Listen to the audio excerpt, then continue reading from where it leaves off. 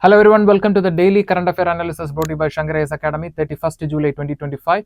Displayed here are the topics for the discussion. The first topic, tsunami, because we know that the Kamchatka Peninsula of the Far Eastern Russia experienced an earthquake with a magnitude of 8.8, and followed by this, the authorities declared tsunami alert in the Pacific. And the next is the India's tea production trend. Comparing with the 2024, India has recorded an increase in the overall tea production. But there is a concern. The regions which are traditionally known for tea production is experiencing a fall because of the ongoing climate change. And the next is the interrupted growth. So according to the recent IIP, that is Index for Industrial Production, shows that the early onset of the monsoon has affected the economic activity, especially in the states of West Bengal, Odisha, and Jharkhand. And because of this, the industrial production index has recorded a low growth rate of 1.5, which is the lowest in the last 10 months. And the next is the brain tumors.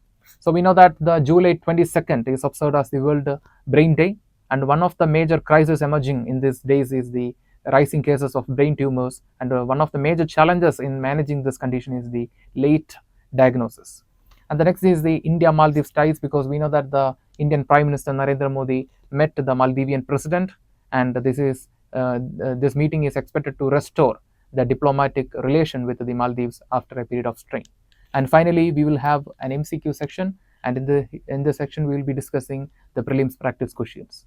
So without much delay, let's begin our discussion with the first article. 8.8 magnitude earthquake triggers tsunami in Russia, Japan, prompts alert in Alaska, Hawaii. The article is taken from The Hind. So on 13th July, the Kamchatka Peninsula of the Far Eastern Russia experienced an earthquake with a magnitude of 8.8. And this is the strongest earthquake the Kamchatka is experiencing since 1952.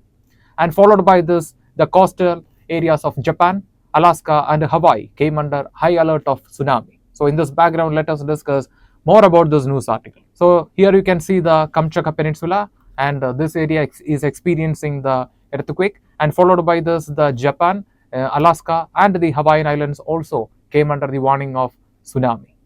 So before getting into the tsunami part, we have to discuss more about the Kamchatka, a land located in the far eastern part of the world. So Kamchatka, which is located in the far eastern part of the world, here you can see the Kamchatka. So this region, if you talk about the geography, the Kamchatka is known for its landscape, with volcanoes. For example, Kluchavskaya Sopka volcano, which is located in the Kamchatka, it is the highest active volcano in the northern hemisphere. And the Kamchatkan social life is a blend of Russian and indigenous culture. For example, many indigenous tribes like Karyoks, Italmen, Ainu. So these are the tribal groups living in the Kamchatka Peninsula, and their primary occupations are hunting, fishing, and gathering. And here you can see the tribal life of Italmens in the Kamchatka Peninsula. So here you can see the volcano, that is the Kurychelyavskaya Sopka volcano, and this is the highest active volcano in the northern hemisphere. So now we will come to the tsunami part. So like I mentioned, the Kamchatka Peninsula is experiencing the earthquake. And if you look into this month, we can see that three regions, that is the Guatemala, and last week the Aleutian region, that is Alaska, and now the Kamchatka, they are experiencing earthquake. So what is the reason? The reason is purely tectonic, because all these regions are coming under the Circum-Pacific Ring of Fire. So the major features of the Circum-Pacific Ring of Fire includes volcanic eruption, subduction of the plate. When there is a subduction, when there is a movement, the regions will become vulnerable to earthquake and volcanic eruption. So these are the major features of this region, and we can see that the Guatemala, which experienced a series of nearly 150 moderate earthquake with a magnitude ranging from 5.6 to 6, in the first phase of the July, and a few days back, that means last week, the Alaska, that means the Aleutian Peninsula, experienced earthquake, and now the Kamchatka Peninsula of the far eastern Russia is experiencing the earthquake, and followed by this, the regions of Alaska, Hawaii, and the Japan also came under the high alert of tsunami. So now we will discuss the tsunami. So tsunami, the word is derived from Japan. So that means means harbor, and nami means wave. So tsunami is derived from the Japanese word, two Japanese characters, that is su and nam. Nam means wave and su means harbor. And tsunamis are series of waves usually generated by the movement of seafloor. So whenever there is an underwater disturbance, for example landslide, volcanic eruption, or any major movements of plates, this time the tsunami can be triggered. And coming to the mechanism behind the generation of tsunami, so tsunamis are caused by sudden seafloor movements like I mentioned, landslide, earthquake, or underwater volcanic eruption. So what happens? So uh, in the deep ocean, the tsunamis are mostly not that much recognizable because the water will move so fast. At the same time, you can see the wavelength between the crust will be very very lengthy, and at the same time the seafloor influence will be very less. That means the seabed will not try to resist the movement of the water, and these are the primary reasons why we are not able to recognize the tsunami in the deep ocean. But coming to the coastal area, there comes the role of shoaling effect. There comes the role of shoaling effect. So what happens? So look at this picture. So here the epicenter is here. That means, so here you can see the focus. So from this disturbance, the tsunami is happening. So once it reaches the shallow water, the seabed will try to resist the wave. As a result, the wavelength between the crust will reduce, and you can see the increase of the waves will become taller because the sea wave the seabed is trying to resist the wave. So as a result, there is no way to release the energy. So what happens? The piling up of the energy will happen. As a result, the height of the water or height of the wave will increase, and that's what we are witnessing near the shore whenever there is a tsunami. So the high waves or the tall waves are nothing but it is a result of piling up of energy when the seabed tries to resist the wave. So once again I will repeat the mechanism. So here you can see the focus. So here the triggering point is here. So in the deep ocean there will be no that much effect. So once it reaches the shallow water, the seabed will try to resist the wave. As a result, the wavelength between the crust will reduce and piling up of energy will happen. Once the energy is piled up, the result will be taller waves, and that's what we are witnessing near the shore during the time of tsunami. So you can look at this diagram for more clarity. So in this region, the tsunami will not be that much recognizable, but once it moves towards the shallow water, the wavelength will be reducing. So here you can see the difference between the wavelength between two crusts, right? So in this region the wavelength is little bit wider, and here the wavelength is not that much wider, so shorter wavelength. As a result, piling up of energy, so taller waves. So that's what we are witnessing near the shore. So I hope you understood. So impact of the tsunami. So we know that loss of life and injury to the human life, destruction of infrastructure, economic disruption, environmental damage, contamination of water and soil. So we know that during the time of tsunami, the large amount of seawater will enter into the mainland. As a result, the salt intrusion will happen. That means the fresh water will also become saline because of its contact with the seawater.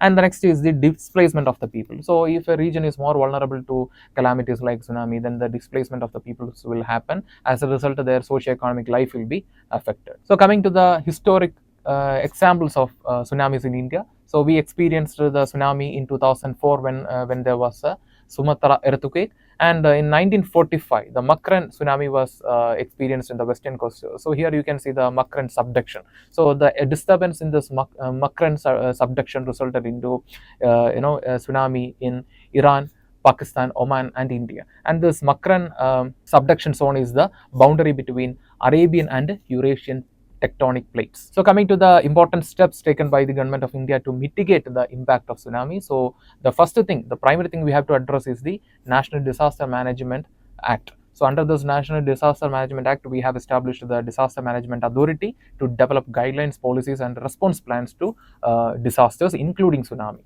And next we have the Indian Tsunami Early Warning System, the Warning Center. So this will provide the real-time information regarding the sea and the movement of sea or the nature in the changes in the sea, not only in India but across the Indian Ocean.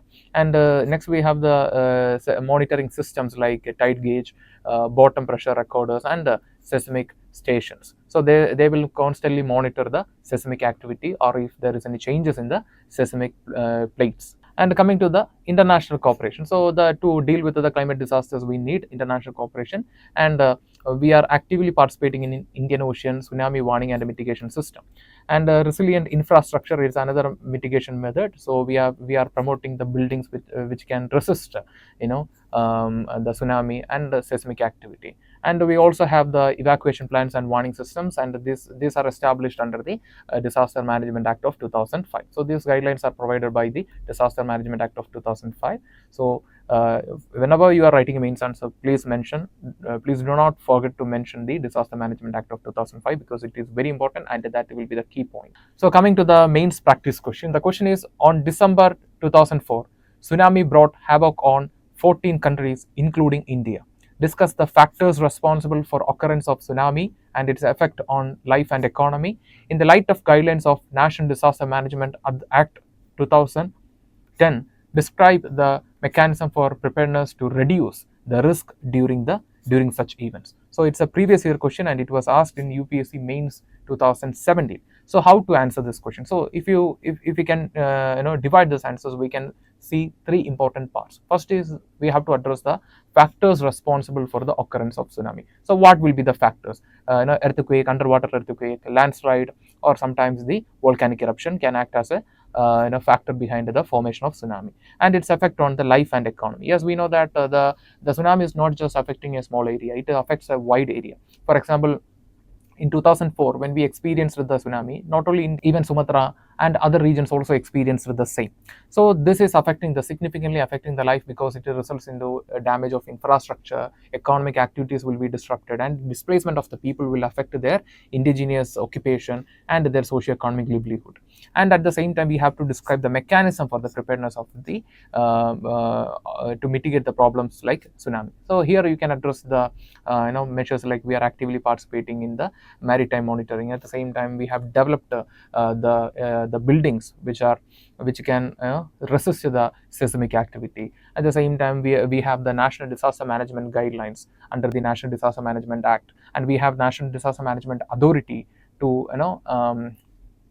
for the rescue operations and all. So these are the points you can mention in the third part. So totally this question has three parts. First, we have to address the factors responsible for the tsunami and its effect on the socio-economic life of the people, and the next is the describe the mechanism for preparing to reduce the risk during such events.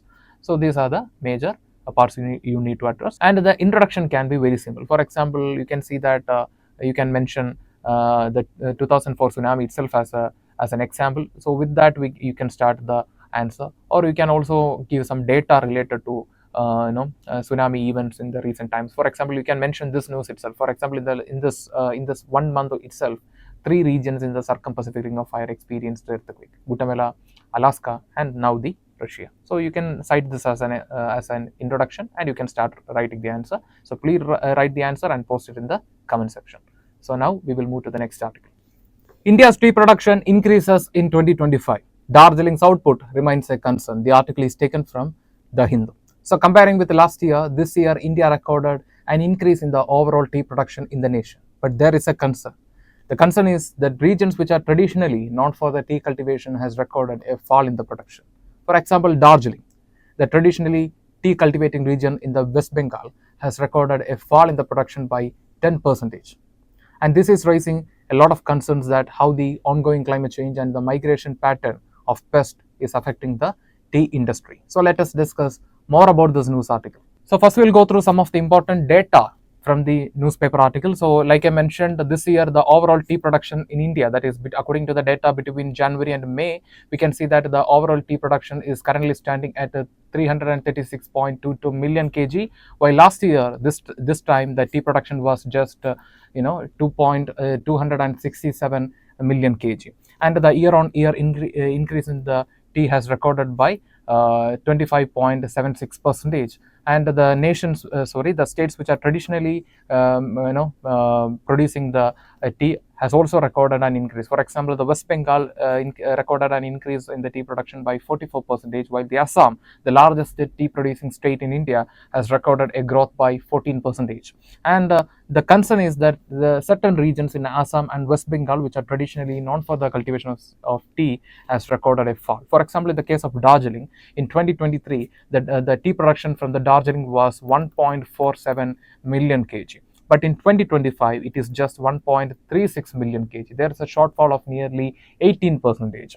And this is not just the concern of India. Even the nations like Kenya and Nepal has increased their tea import. So coming to the key concerns associated with the tea industry. So according to the Tea Board of India, that is, we know that Tea Board, it is a statutory body established under the Tea Act of 1953. So Tea Act of 1953, under this the Tea Board of India was established, and this Tea Board of India is, this statutory body is responsible for overseeing the tea production and processing of the tea products in India. And according to their report, the unfavorable climate change or the weather condition these days is affecting the tea production. For example, there is an increase of average temperature by 2 degrees Celsius, and this is associated with increasing dry condition and low rainfall. We know that for growing the tea, we need an ideal temperature between 13 to 28 degrees Celsius, and this temperature should be this region should have at least 18% of humidity. Therefore, high temperature, high humidity, very necessary for the tea cultivation.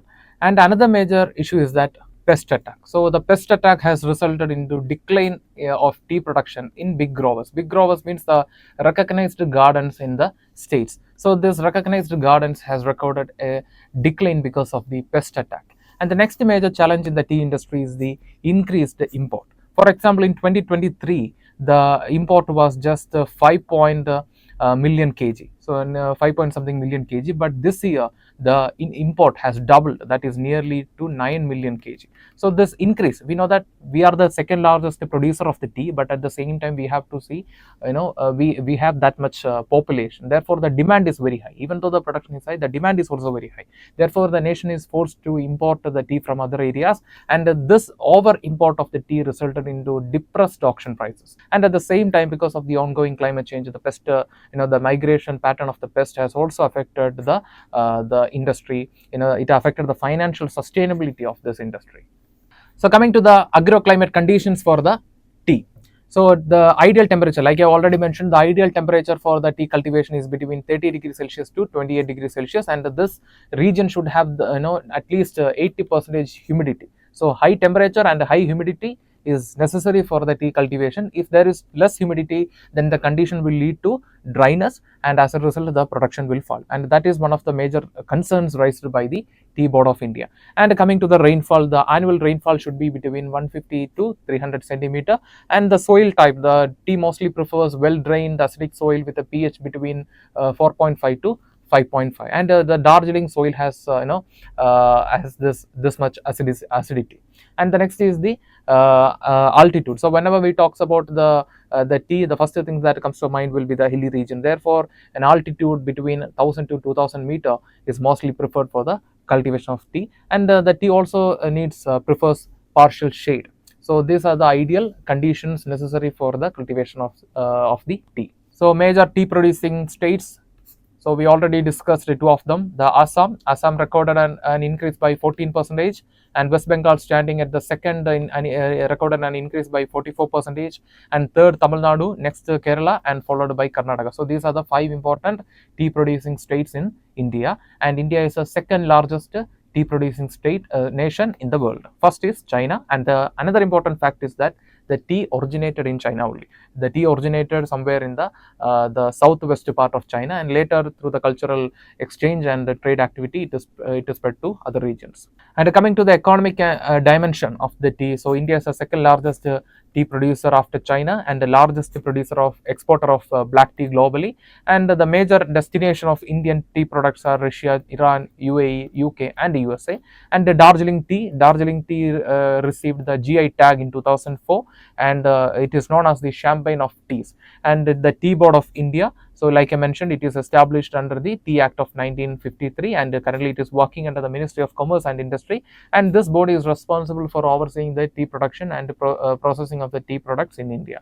And the annual production in India is estimated between 1350 to 1400 million kg according to 2023 estimate, and currently the tea industry employs nearly over 1 million people, and most of them are women. So this also has as a social angle. That means once the industry is affected, the local employment of the women will be affected, and therefore the tea industry plays a significant role in the women empowerment in the lower strata of or the in the local area or in the different parts of the nation. So therefore this revival of the tea industry is necessary to ensure the inclusive development. For that we need a proper plan to deal with this ongoing climate change and the migration pattern of the West. So with this, we will move to the next article. Interrupted growth on economic activity, climate related events. The article is taken from the Hindu. So recently, the index of industrial production recorded a 10-month low growth, standing at 1.5%. And this is mainly due to the erratic or the early onset of the monsoon and uneven distribution of the monsoon, hampering the economic activity in the major belts like Jharkhand, West Bengal of India. So let us discuss more about this news article. First, we will discuss some of the key facts from the Index for Industrial Production. So the Index for Industrial Production released in June 2025 marks the lowest growth rate in the last 10 months. The mining sector growth was just 8.7%, and comparing with the last year, it was 10.3%. And the electricity sector growth was only 2.6%, but last year, it was 8.6%. So there is a major loss, and the overall industrial output is standing, there's a slight increase, that is 3.9% comparing with the last year's 3.5%. And the key contributors to this growth includes the capital good production, intermediate good production, and infrastructure goods. And what is a sudden reason for this slowdown? So like I mentioned in the beginning, erratic southwest monsoon, which resulted into waterlogging in mining areas of Odisha, Jharkhand, and West Bengal. And you can see that the electricity, the sector was also disrupted because of the disrupted distribution of infrastructure and reduced power demand in India. So coming to the Index of Industrial Production, IIP. So we know that it is a tool that we use to measure the short-term changes. So it is used to measure the short-term changes in the industrial production, and it is released by the National Statistical Office working under the Ministry of Statistics and Program Implementation, and the base year is 2011-12, and the major sectors. So it is focusing on the core industries of an economy, and that includes mining, manufacturing, and electricity, etc. And they will classify, the index will classify based on the use of the products produced by the industries. For example, into primary, capital, intermediate, infrastructure, construction, consumers, durable, and non-durable products. So based on the products produced by the industries, the index will classify them into the following categories. And importance, it is used to measure the short-term changes. So coming to the Ministry of Statistics and Program Implementation, so it is formed in 1999 by merging the Central Statistical Organization and the Program Implementation Wing, and it publishes the GDP estimates, Consumer Price Index, Time Use Survey. So Time Use Survey, last year the Statistical Ministry released this Time Use Survey, so that will assess how the Indians are spending their time. So based on this, we found the gender-based inequality. That means women are spending more time in unpaid work. So like that, we were able to find a lot of socio-economic realities in our economy. And at the same time, economic census will be published by them. And finally, the Index for Industrial Production. But the problem is that it lacks formal climate risk attribution in the economic release. That means how the climate change or how the weather pattern is affecting the economic production. That is not mentioned, or that is not given that much importance. So that is one of the major challenges of these statistical tools or the economic tools that we use to measure the economic output. So with this, we will move to the next article. Brain tumors, when a headache, memory lapse, or seizure deserves a second look. The article is taken from the Hindu. We know that every year the World Brain Day is observed on 22nd July, and this year the theme is brain health for all ages. And if you look into the public health these days, we can see that the non-communicable disease is becoming one of the major crises. And in certain nations, the non-communicable disease even account for 50% of the total death. And one of the major non-communicable disease is the brain cancer or the brain tumors. But all the tumors are not cancerous, but some of them are cancerous. And according to the report from the ICMR, that is Indian Council for Medical Research, the late detection is one of the major challenges in managing or treating this condition. So let us discuss more about this news article. First, we'll start with some of the key facts from the news. According to the report from the ICMR, that is Indian Council for Medical Research, nearly over 40,000 cases are reporting every year in India, and early symptoms are mostly misdiagnosed or ignored by the people. So this is one of the major challenges in addressing the condition brain tumor. And what are the symptoms associated with the brain tumor? In adults, persisting or worsening headache, memory loss, speech issues, seizures, and balancing problem. And in children, morning headache, unexplained vomiting, unsteady gait, and frequent falls. And the most common tumor found in the children is the medulloblastoma, and which is mostly developing in the cerebellum of the people. And coming to the key impact of this brain tumor, it affects the quality of the life and the economic productivity. So these two are related, because we can see that the people who are suffering from the brain tumor may experience persisting headache, speech problem, balancing issue. So this will eventually affect their productivity and the quality of life. And the next is the family stability will be affected, because treating brain cancer or tumor needs a long period. At the same time, the finance is also a major issue. So the people from the low or the middle income families will suffer because of the financially they will face problems because of for treating the brain tumor. And then the next is solution. So the best solution is early detection, but people mostly ignore the symptoms. And the next is the early detection plus multidisciplinary neuro-oncology care. So through this we can address the problem of brain tumor. And for confirming the condition, we can use these days advanced tools are available. For example, neuronavigation, awake crinotomy, intraoperative monitoring, high resolution microscopes. So through this we can detect the we can early detect the condition if it is there in the brain. And the next is outcome. That means early precising and tailored intervention improves the survival rate and the recovery of the people. So we know that if we can detect the possibility of cancer in a person in an early stage, then the treatment can be given and that person can be saved without much risk. But if the people are ignoring the conditions or ignoring the symptoms or the condition will become more worse, and finally saving the people will become nearly impossible. And coming to the types of brain tumors according to the classification from the World Health Organization, first is the glioblastoma multiforme. So this is the most aggressive type of brain tumor, and this will rapidly spread from one region to another region. And the next is meningioma. So this is mild and mostly it will not be cancerous. And the next is the astrocytoma. So this will mostly develop in the astro cells in the brain, which provides nutrition and nourishment to the neurons. And this can be classified, this astrocytoma can be classified from low grade to high grade conditions. So the low grade condition will not be that much serious, but the high grade condition can lead to fatality.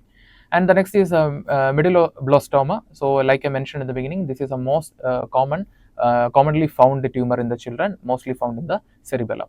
And the next is schwannoma. So this is developed in the nerve sheath, and for example the acoustic neuroma is an example of this type of tumor.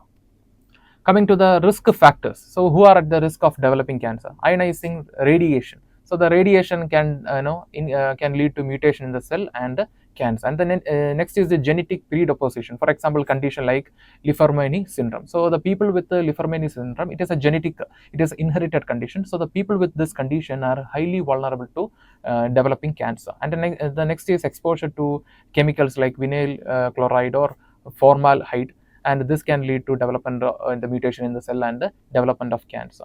And the next is mobile phones. So even though there is no confirmed causal link according to the report from the WHO, but it is also a major concern. The persisting use of mobile phones for a very long time can lead to development of cancer because of the radiation. And coming to the policy and institutional support in India, what are the measures that we have taken to deal with this problem? First is the ICMR and collaboration between ICMR and the National Center for Disease and Informatics Research. So they are collaborating in developing cancer registries, population-based estimates. For example, the people with a certain blood group, for example, people with the A blood group may have a slightly increased risk of developing intestinal cancer. So this type of genetical study will also help in framing policies to address the problems like cancer. The next is National Cancer Grid, which standardizes cancer care across India, and so far we have nearly 250 centers. And the next is Ayushman Bharat. We know that it is a universal scheme to ensure better health to everyone, universal health, and it covers neuro-oncology treatment under the Pradhan Mantri Jan Arogya Yojana. So remember, one more thing you have to address here is that the under this Ayushman Bharat, not only the physical condition, even the mental condition of the people is also addressed. That means under this Ayushman Bharat scheme, we can also get insurance for mental health. And the next is the classification of tumor from WHO. So it is used to diagnose and grade the tumor. We can classify whether it is grade 1, grade 2, or it is whether it is advanced, or at the same time we can also classify the tumors whether based on their rate of based on the nature, for example whether they are cancerous or not. So based on that we can provide tailored treatment and care for the people. So through that we can address this problem. So these are the measures that we have taken so far. So with this we will move to the next article. PM Modi's visit to the Maldives, a diplomatic reset. The article is taken from Indian Express. So recently we saw that the Prime Minister met the Maldivian President, and we are expecting a good reset in the diplomatic relation between India and Maldives after a period of strain. So in this background, let us discuss more about this news article. So first we'll start with the historical ties between India and Maldives. So we can see that the both lands are connected from the historical period because of the maritime trade, cultural exchange, and religious influences. And India was the first nation to recognize the Maldives after independence in the year 1965. And in the very next year, India established a formal diplomatic ties with this island nation. And the major milestone in the India-Maldives relation starts in the year 1988, when the Indian government supported the Maldivian government who were facing a coup. So in 1988, the Maldives government was headed by Maimun Abdul Gai. So that time the president and his government faced a coup led by a group of mercenaries and a rebel group from Sri Lanka. And this time the Indian Army and Indian Air Force joined, and they launched the Operation Cactus. And through this, the Maldives government, successfully defeated the coup attempt, and the stability was restored in Maldives. And with that, the India-Maldives became the relation became more stronger. And coming to the importance of the Maldives, so why this island nation is very important? First is the strategic location, because it is located in the Indian Ocean, and we know that Indian Ocean is known for brisk trade, and it is connecting a lot of parts in this world, east and west. Therefore the Maldives has a strategic location. And the next is a security partner, and we can see that economic and energy interests. So recently we can see that India is actively engaging in exploration in the Indian Ocean region, especially related to energy. And recently we found natural oil in the near Andaman Basin. So we can see that engaging with the Maldives will will widen our opportunities in the Indian Ocean region. And the next is the neighborhood first policy. We know that the neighborhood first policy was launched by the government of India to strengthen our relation with the neighborhood nations. But in the recent times, this policy was facing a lot of setback because of the instability in many neighborhood nations. For example, followed by the political issue in the Bangladesh. Bangladesh, is now they are getting closer with China. And Sri Lanka is facing a lot of political and economic instability. From the very beginning, we don't have a very good relation with Pakistan. And Maldives, recently, followed by the election, there was an inclination from the Maldivian government to follow the China. And that time, they even launched, India Out campaign, and asked the Indian government to, remove the Indian troops from the Maldives. So therefore, restoring the relation with the Maldives is very important to strengthen our neighborhood first policy. And the next is the people to people ties. So people to people ties is very important to promote the soft power of India. And what are the key challenges in India-Maldives relation? So like I mentioned in the beginning, so the neighborhood first policy was facing a lot of struggles because of the internal instability in many nations. And Maldives also has its own political instability. And we even seen in the news, regarding the bomb attack in the Maldives. So extremist activities and frequent elections in the Maldives is one of the major challenges in establishing strong relation with the Maldives. And the next is the rising anti-India sentiment. So India Out campaign launched by the new Maldives government, that is President Moise, when he came to power, and the government also asked the Indian government to remove all the troops from Maldives. And the next is growing Chinese influence. So China, they are aggressively expanding towards all the direction of the world, and they are expanding towards the neighbors also. So therefore the growth of China and their influence is also another major challenge. And the next is the political tug war, geopolitical tug war, because of the strategic location of the Maldives, because of the political instability in the Maldives. Many nations are taking advantage of this. And the next is the debt diplomacy concern. So like I mentioned, the best example for the debt diplomacy is the Sri Lanka.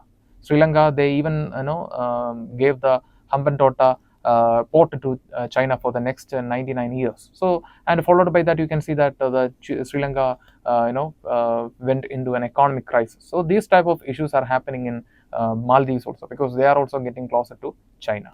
And and another major issue is that because of the frequent elections and political instability, the economy of the Maldives is also affected. The major source of the economy, we know that the major source of the finance for the Maldives is the tourism. And when they launched the India Out campaign, that also that sector also faced a lot of setback.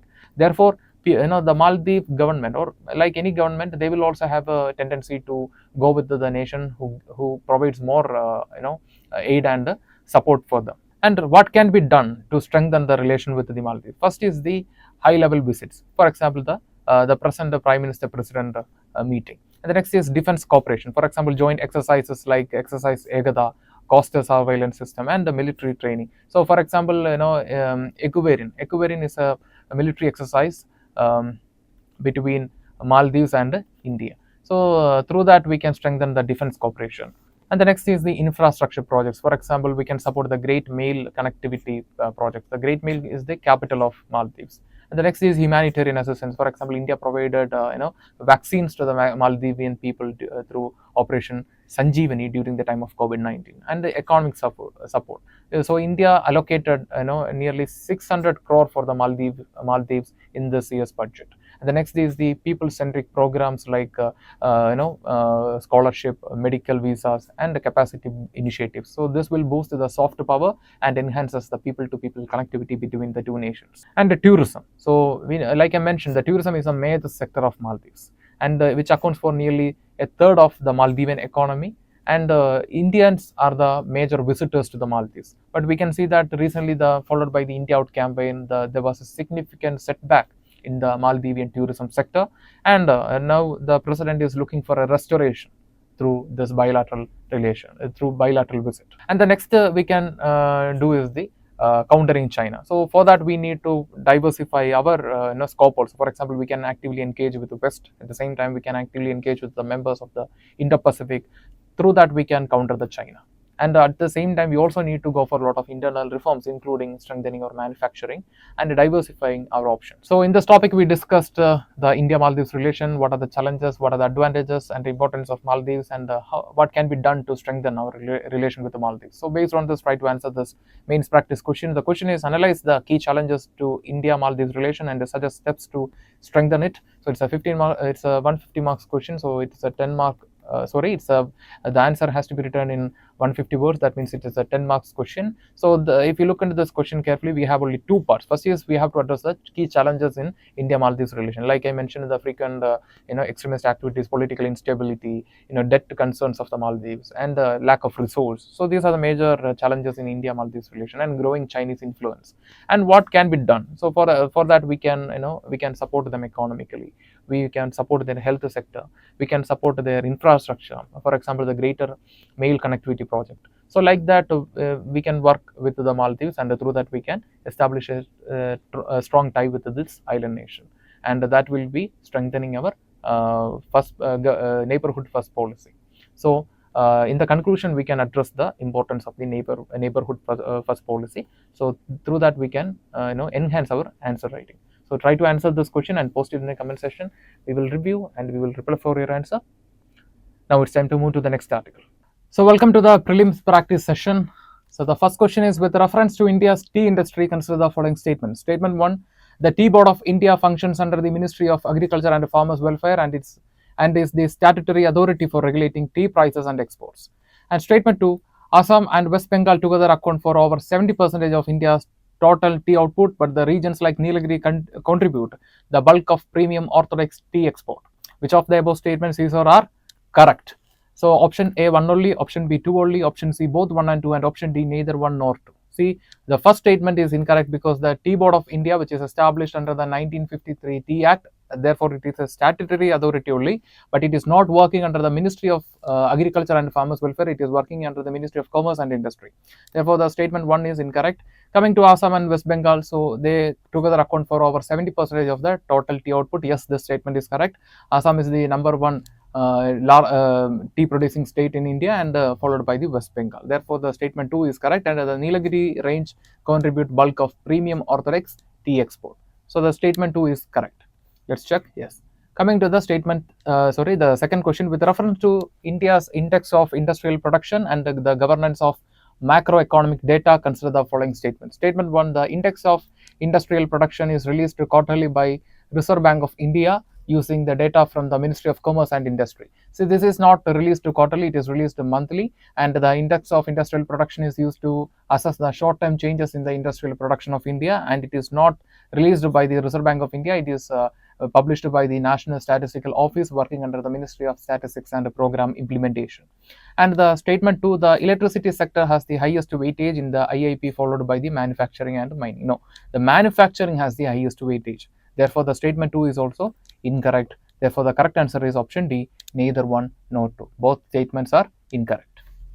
Let's check. Yes. So coming to the third question, with reference to brain tumors and their public health context in India, consider the following statements. Statement 1, medulloblastoma is a common type of brain tumor among the adults in India. And statement 2, awake craniotomy is a technique used during brain surgery to preserve motor and speech functions in patients under the local anesthesia. See, the medulloblastoma, it is commonly found in children, not in adult, and we discussed this already. It is found in the cerebellum, right? Therefore, the statement 1 is incorrect, while the statement 2 is correct. So this technique is used to, during the brain surgery to preserve the motor and the speech functions of the patients under the local anesthesia. Therefore, the statement 2 is correct, while the statement 1 is incorrect. Let's check. Yes. So today we discussed the tea production in India. Regarding this, we have a 2 previous year prelims question, and this was asked in UPSC 2022. So the question, with reference to tea board in India, consider the following statements. Statement 1, the tea board is a statutory body. Yes, it is established under the Tea Act of 1953. And statement 2, it is a regulatory body attached to the Ministry of Agriculture and Farmers Welfare. No, it is attached to the Ministry of Commerce and Industry. Therefore, the statement 2 is incorrect. If we can eliminate the statement 2, we can eliminate the option B. And coming to the statement 3, the tea board's head office is situated in Bengaluru. No, it is situated in Kolkata. Therefore, we can eliminate the statement 3 also. So with this, we can come to the answer, that is option D, 1 and 4 only. Yes, the tea board has overseas offices at Dubai and Moscow. Therefore, the correct answer is option D, 1 and 4 only. And the next question, consider the following states. So 4 states are given, Andhra Pradesh, Kerala, Himachal Pradesh and Tripura. How many of the above are not generally known as tea producing states? So we can consider Kerala and Himachal Pradesh because of this, because of its topography and climate. Tripura is also possible because of the climate and topography.